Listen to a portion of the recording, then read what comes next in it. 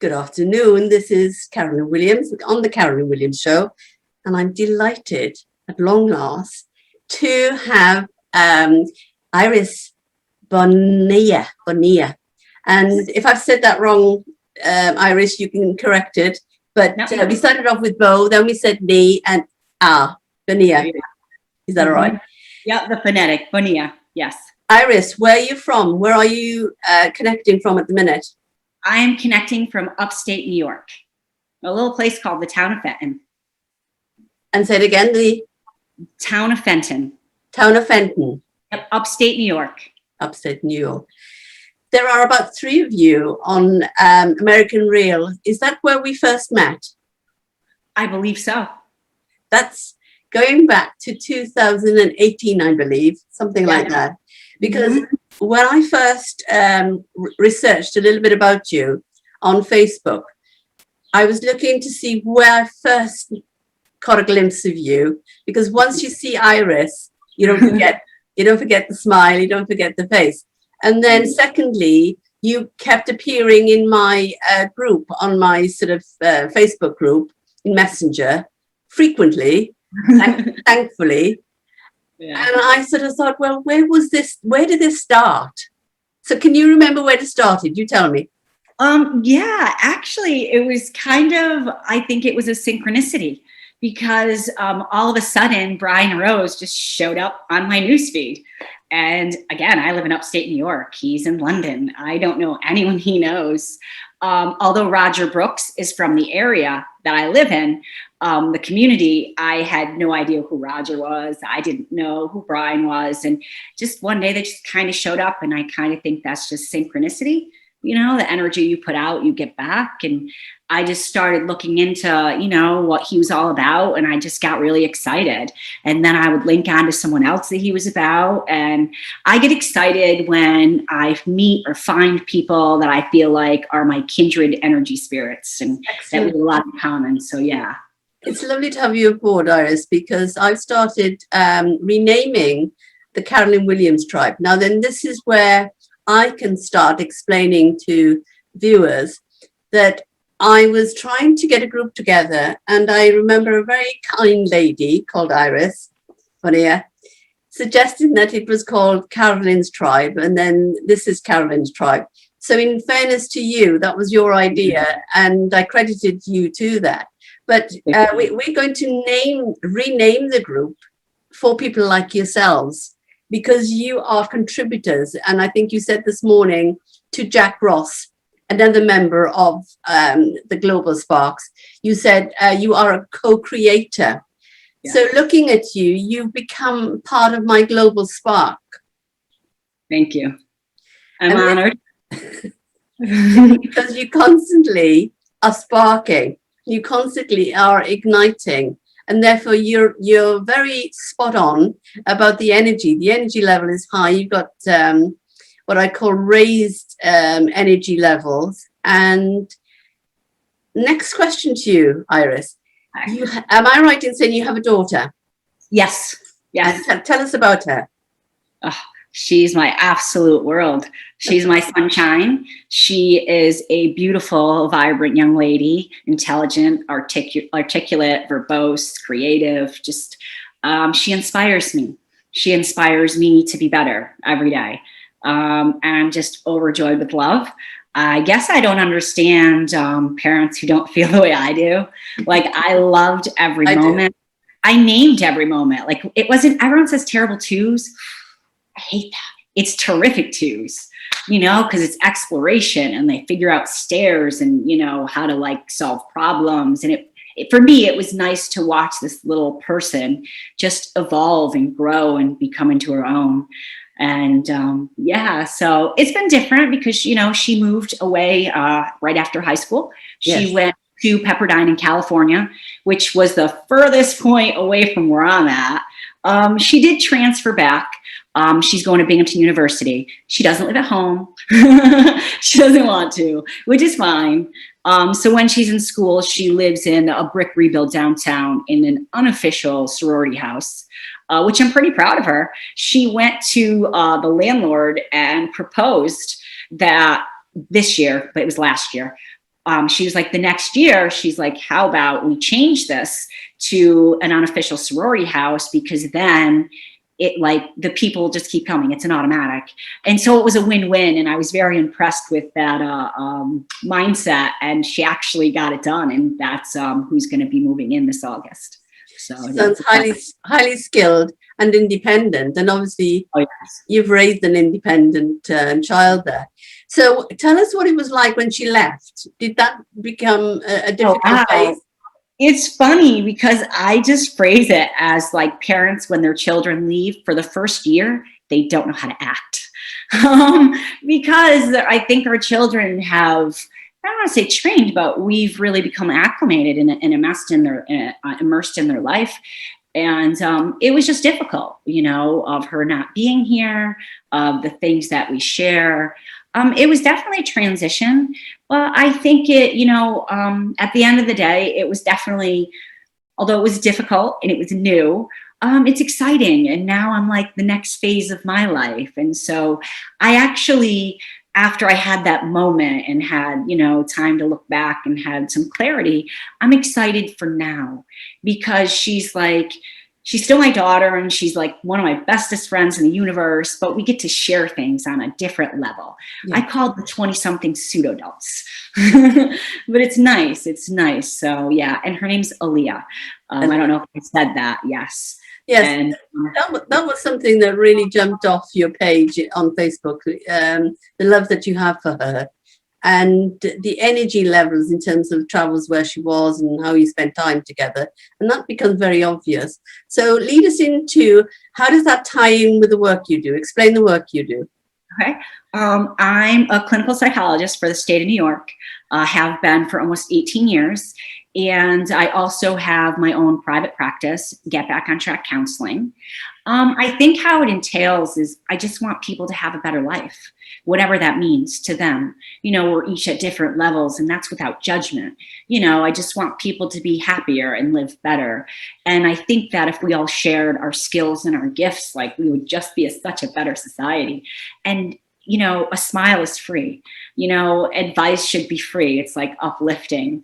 You know, so I love people, and I just love positivity. And I don't have to know somebody. I just, you know, if I can help, if I have the skill and I hear about it, I just feel kind of compelled to do so. And it's not work to me.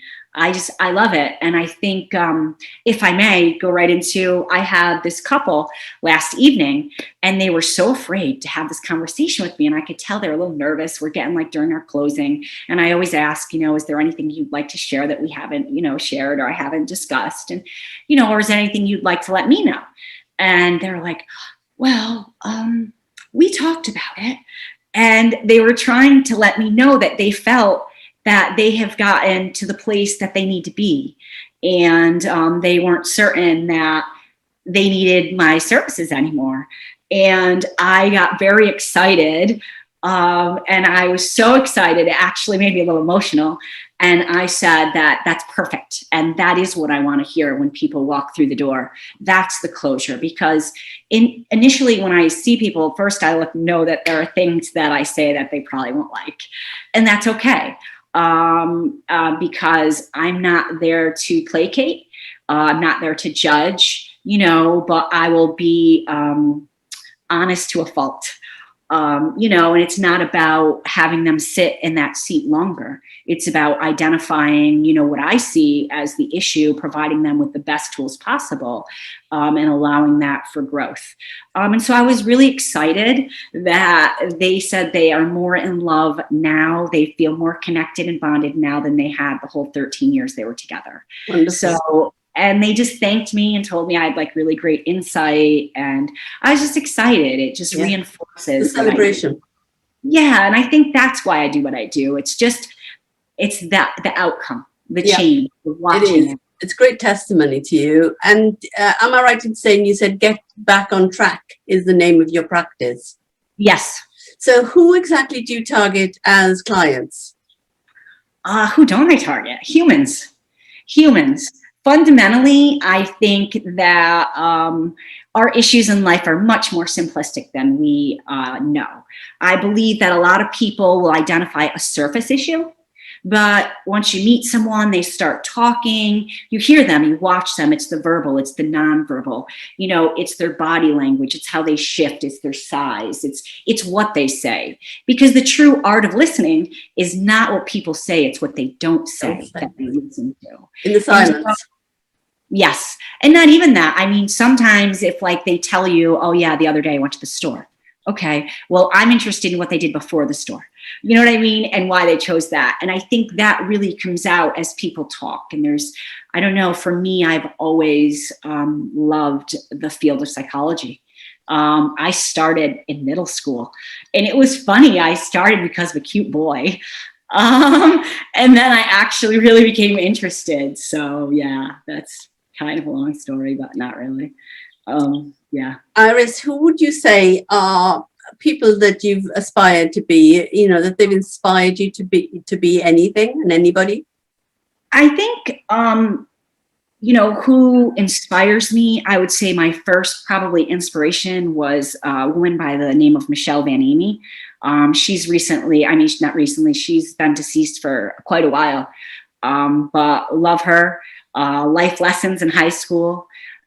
Because I've always felt the way that I felt. I've always thought, the things that I've thought. And what my experience is that a lot of people don't think the way that I do, or they don't even think about some of the subject I think of, or just seeing how it's all connected, because it is all connected. Yeah. All of us, no matter what our ethnicity, race, age, how we identify, I think fundamentally we're human, and that's the connection.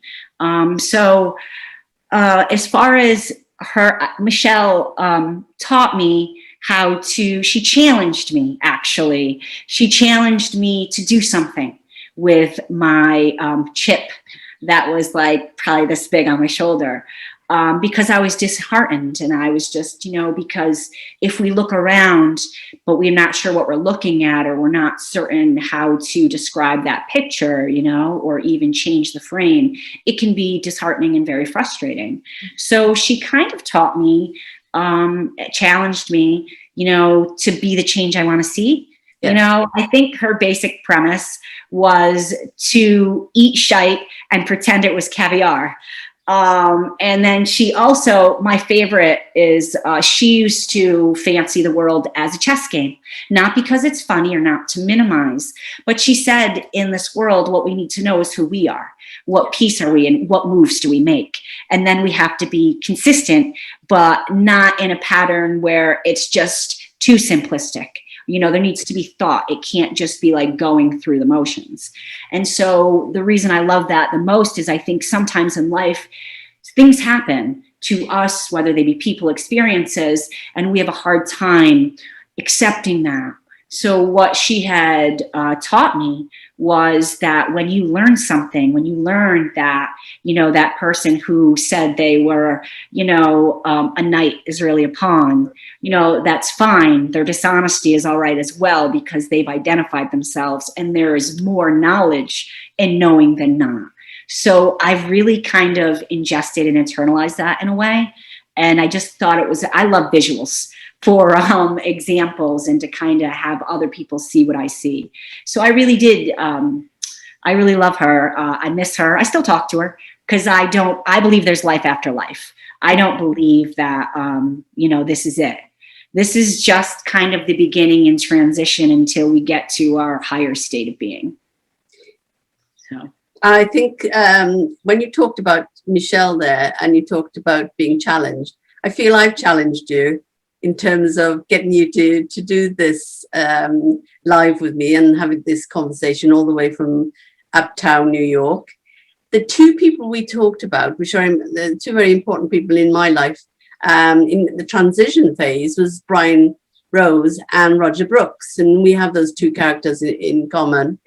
And I thank them, for giving me the start, if you like, of wanting to do the show and start the group, and then to gain the insight into a global sphere, because again, I want to be able to gather people from all parts of the world, the diversity part of things.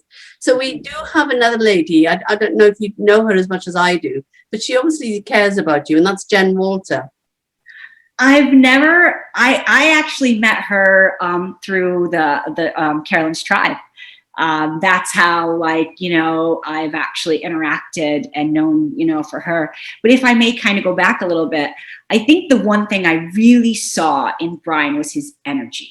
Yes. Just like you could feel it. Yes. I mean, he's in London, I'm in upstate New York, and he's coming live. He's coming at you. Yes. And it's not just words, because there are a lot of people who put on a great show. Yes. You know, and they kind of do all their thing. But I think energy in and of itself is just like, you can't like fake that. You can't copy that. It just is. You can't fake it. So yeah, like I guess you would call it his spark, you know, and it's true. And then fast forward a few years later, and I don't remember the year. I'm horrible. I'm not very good with time, because it is actually an illusion. It really is. It's totally made up, but that's maybe a different interview. So Roger Brooks, I actually went to something he hosted locally at Anthony Brunelli's yes. art museum. Yes. I loved it. And then I met Melissa. Yes. She was amazing. And I just think it was just, you know, each decision we make leads us to the next one, yeah. You know, and I just think just being introduced to all these different people was just really exciting, and it just encouraged me. And then I want to go back to what you said about you challenging me to be here, and that's an absolute yes. I think the one thing I need to work on is myself. Like, I guess I feel as far as self-promotion, you know, I am so broadcasting yeah. in the correct sense, not in the egotistical sense. It's more about broadcasting the energy levels and connecting. And you've talked about who you've connected with, and equally the same people I've connected with. And that definitely is about global sparking. Absolutely. And no, you are correct. You did challenge me. I think I was like, oh, I'm going to do this. I'm going to do it. And then something happens. And so I'm really excited that, like, you know, I'm here now. Yes. And I plan on being here again. I actually can't wait till I'm actually can go to where you live, and we can do like a real face-to-face on all those beautiful oceans that you show. They're amazing. I love the water. So no, I do appreciate all your energy and your vibes. And I just remember, I didn't realize you were trying to name your show. And I just remembered thinking, wow, like Carolyn's Tribe is such a great vibe. And I think that's what I sent to you. Yeah. It was just what I was feeling, because every single person that I've interacted with in this domain is like at that level of that intellect, of that just being in love with life and people and joy. And it doesn't mean we don't have bad things happen. Yeah. It just means that we keep moving and we fall forward every time, you know. So I have to thank you for what you do. Thank you. I hear you. And you've made an impact with Jack Ross from Edinburgh, the Scottish boy. I need to tell you, I love him. I do. I was so excited when he found love. Yes. He's such a really great young man. I just don't think he knows it. I don't think he sees himself or fancies himself the way that I do, which I think that for a lot of people. And that's what usually I'll tell them. And I did make him the video. I'm actually, after this, I'm going to post it to my Facebook so anyone, you know, can see it and share. Yeah. It was just too long. I'm a little bit wordy. Yeah.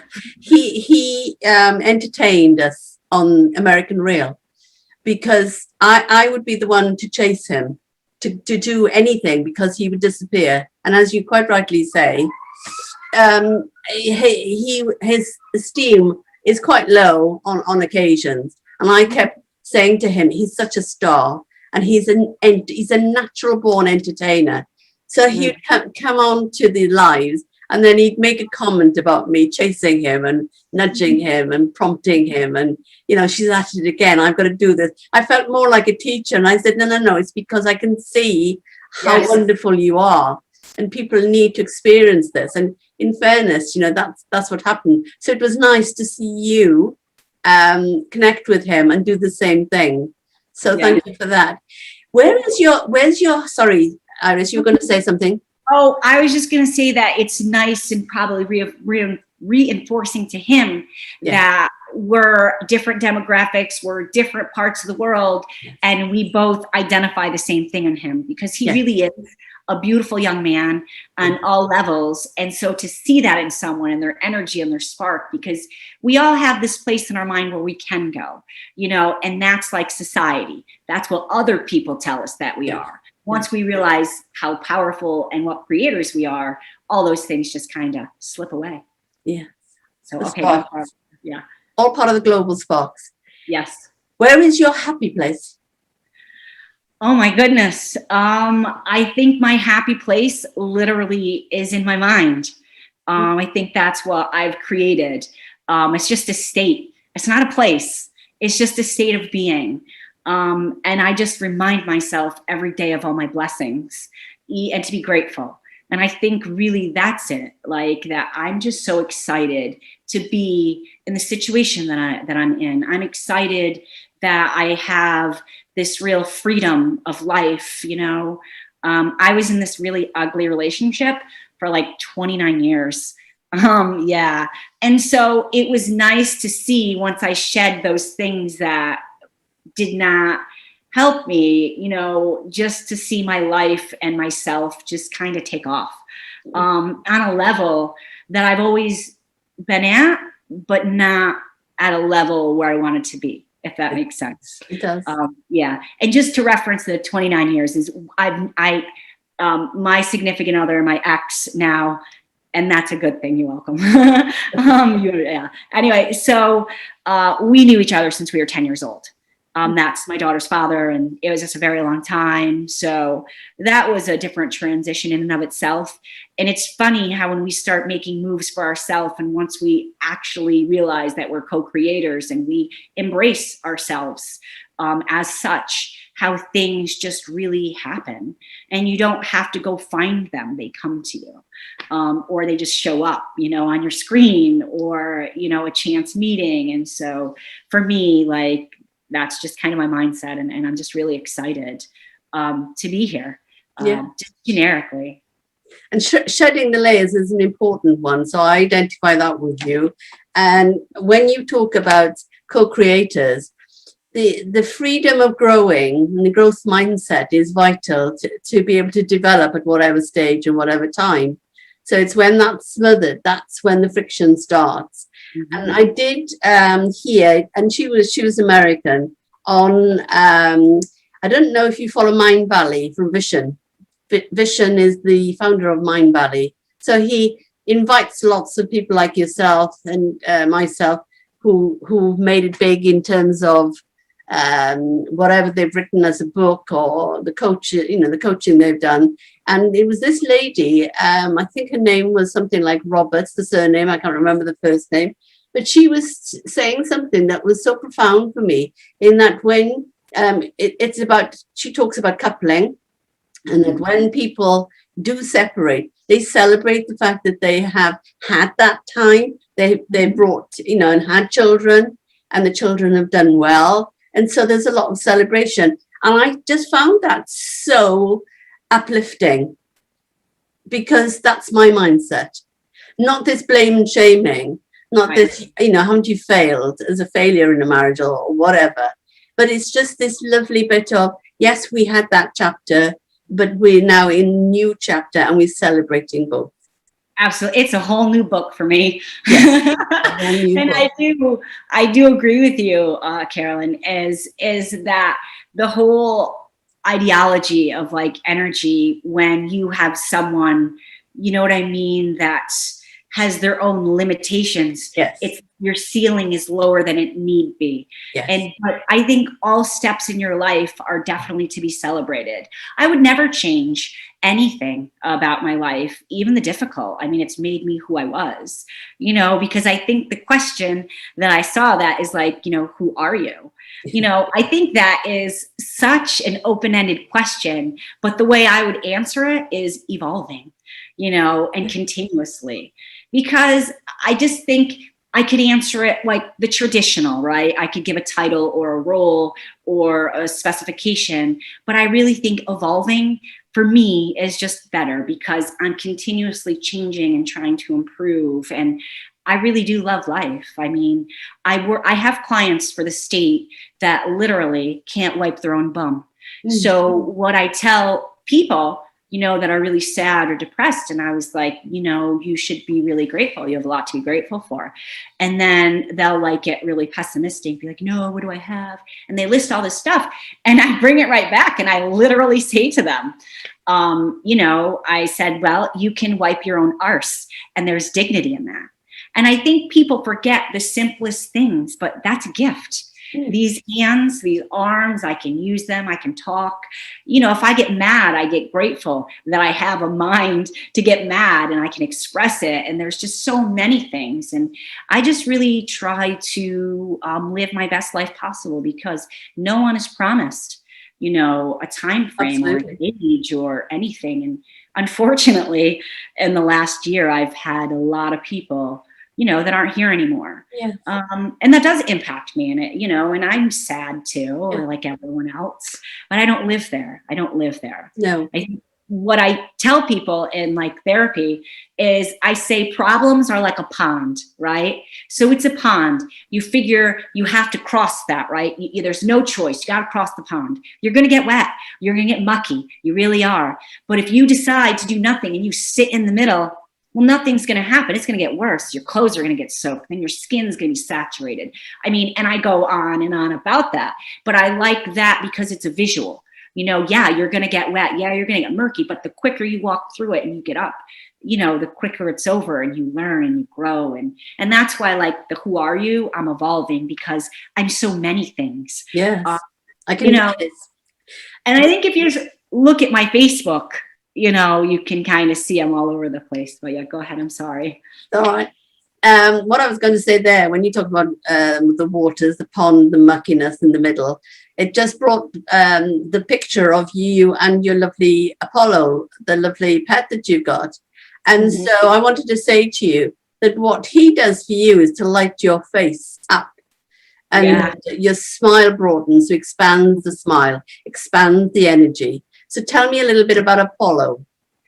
Apollo, I love dearly. He is 6 months old. He's only a puppy. My daughter, Aaliyah, bought him for me for Christmas. Lovely. She bought him for me for protection. And because I live by myself now and I kind of live a little bit out of the way, only like 7 miles, but it might as well be an eternity. I feel like I'm in like paradise, to be honest. But so Apollo, it was for protection and he was also for companionship. It was kind of something I've always talked about. I've always thought that Doberman pinschers were beautiful and they're fierce and they have a bad rap. People think they're so mean and that's so not true. They're one of the most intelligent species of dog there is. They're the most loyal. Yes, he's going to be 120 to 140 pounds. And yes, if someone tried to hurt me, he would absolutely take out their jugular. But he lives on love and he would only do it out of protection. Yes. So he really is like a beautiful creature. Love him. And actually, I am training him to be a social, emotional, psychiatric animal. And I bring him to the office every day when we're open. And he's for both my private practice and for the state. And it's really nice to see someone who doesn't want to talk to me or who's like, whatever, just they melt when, and he knows. Yep. And he knows though, that he's working and I tell him you're working and he gives kisses and he just lights people up. And I think that, he teaches people that it's not really what it looks like because he looks fierce and mean, but if you're a really good person, you'll know how loving he really is. Yeah. The photographs show that he is an adorable pup. Sorry. What I was going to say there, because we're coming to the end of this, unfortunately, session, so that means we've got to come back and do another one. Yes, absolutely. This is about the digital era, Iris, and I was keen for you to talk about that because I've challenged you to be on this live and to have this conversation across the ponds, because I'm in Wales, which is a part of UK, and you're in Uptown New York. Did you say Uptown New York? Well, upstate. Upstate, you call it Upstate New York. Well, because usually people hear New York and they think New York City. Yeah. And I'm almost 4 hours away. Right. So with the digital era, it means that we've been able to do this, and that's something I'm grateful for. So would you class yourself as somebody who is a starter, a spotlighter, meaning you're somebody that's already in the spotlight, or somebody that's a signature digital entrepreneur because you sign things in terms of your website, your landing page, your whatever, your posts? So where do you lie in those areas? What if I told you I lie in all of them? What if I told you I think my energy bounces and I can't just pick one? It's a good answer. So it's just how I feel. I don't feel like I fit in any box. I feel like I suppose I'm an outlier in life, which is not a bad thing. So I don't know, but like you had said, this is my next stage of evolving, is connecting to like a bigger audience. Just really, the world is so much bigger than the 607 where I live. And so this is absolutely the next step. And I'm so grateful for you and your energy. And I love your smile, and I love your laugh, and I love your little dog. I feel like I've been to Gower. Is that where it is for you? That was really well pronounced. Yeah, I feel like I've been there. Like I listen to the ocean sound sometimes, and just the waves, how they crash, and your little dog, how he checked out all those little little canyons or crevices. Yes. So I feel like I'm there with you. Yeah, I feel like I'm there with you. So kind of the same back at you, is that energy and that vibe you give off is infectious. Like when I see you, I want to smile. My cheeks hurt because I just can't stop smiling, because this is where, and when that happens, you are where you need to be, you know. And I just want to mention one more name that I didn't, that Jeff Feldelon. Yes. Actually, funny, when I actually kind of started to forget who I was, and because I had a lot of things happen, which is a totally different interview. All of a sudden, one day I see Jeff Smug kind of go through my screen. I'm like, who's that? Kind of the same thing. And we just kind of connected.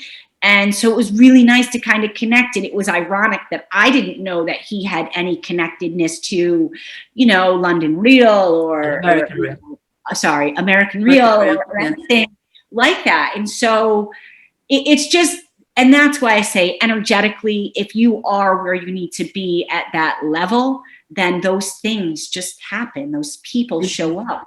Those opportunities arise, So not that it's about the money, but this is what I say is I know that I'm catching up to my multimillionaire self, which I'm excited for, because there are things that I want to do. There are things that I want to fund. And I already have 85% of that given away because I'm pretty simple. I don't need much. I mean, I'm still getting new clothes in my daughter's wardrobe she left here. So, I'm all right about just where I'm at, and I'm grateful to be here with you. And I'm just excited for this level. And I want to thank you for allowing that and allowing me. Like I see all these new people that have been on the your tribe, and I'm excited to kind of reacclimate, because unfortunately I've had a few deaths happen really close, and people very close to me. So I haven't been as involved, but I think I still keep those sparks and that shine. And so it's been nice to see the new people. And so I'm very excited to, get back all in, as far as just reconnecting, rebuilding, regrowing. And I feel like today is like the first day in my multimedia world, because I talk about all these things I want to do for myself, but I'm like, I could do this or that. So thank you. Kind of like how I would have never bought Apollo, but he's the best thing ever. I would have never done this for the next level, but it's going to be the best thing ever. So thank you. And everything for a reason. So yeah, just thank you. And I'm just excited and grateful. And I just look forward to every day, like what you're going to post or who's going to be there, what pictures you share. And it's just nice to feel that energy all the way here. That's a good place to be in terms of where we are in UK and the US because of COVID. You know, it did flatten us. And as you quite rightly say, there were people we lost, and I've lost, you've lost, and I'm sure every household would say the same. So isn't this nice about the reigniting? Because looking at you and I, there is definitely that spark, the sun rays are in, the smiles are there. And I think that's where I'll finish this. And thank you so much for joining me, and look forward to editing this in terms of YouTube, and you can share it and promote it. Absolutely. Yes. Yes. Thank you so much, Iris. Thank you so much. It was so nice to see you.